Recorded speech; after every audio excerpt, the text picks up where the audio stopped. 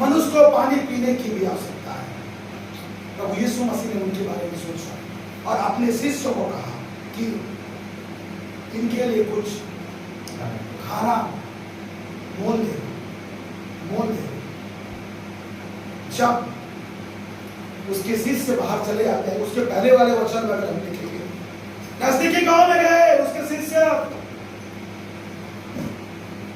उनको कुछ नहीं मिला, खाने खरीदने के लिए कुछ नहीं मिला, बिना पैसा कैसे खरीदेंगे।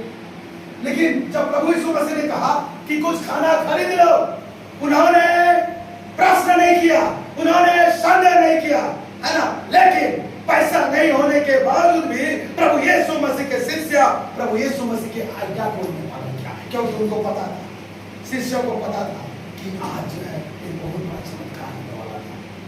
उनके पास पूरी कौड़ी नहीं थी, उन्होंने केवल प्रभु यीशु मसीह की वाणी को सुना और वो जस्ट गांव में भोजन खरीदने के लिए, खोजने के लिए चले, उनको कुछ नहीं मिला। लेकिन जब वो वापस आए, छूछा हाथ वापस आए, लेकिन उनको पता चला कि एक छोटा सा बच्चा जिसके पास 5 रोटी है और 2 मछली है, शायद वो छोटा बच्चा का मम्मी भेजी होगी, 2-4 मनुष्य लोगों के लिए भेजी होगी क्या।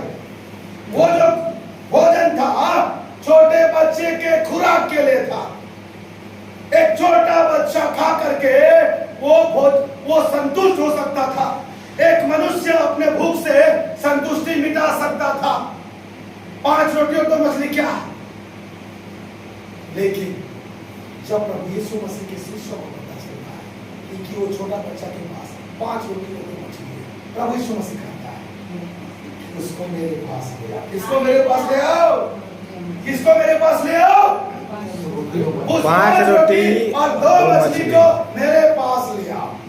यदि वो 5 रोटी और 2 मछली उस बच्चा के हाथ में होता तो वो 5 रोटी और 2 मछली एक मनुष्य के खुराक के लिए होता। यदि वो 5 रोटी और 2 मछली प्रभु यीशु मसीह के चेले के हाथ में भी होती तो वो केवल एक मनुष्य के लिए होता, एक मनुष्य के लिए खुराक होता। लेकिन प्रभु यीशु मसीह कहा कि उस 5 रोटी और 2 मछली को मेरे पास ले आओ। और उन्होंने आकर के उस 5 रोटी और 2 मछली को प्रभु यीशु मसीह के हाथ में सौंप दिया। जैसे ही 5 रोटी और 2 मछली को सौंप दिया जाता है, वो रोटी आशीषित हो जाता है, वो मछली आशीषित हो जाता है। हालेलुया। आपको प्रिय वहीं पे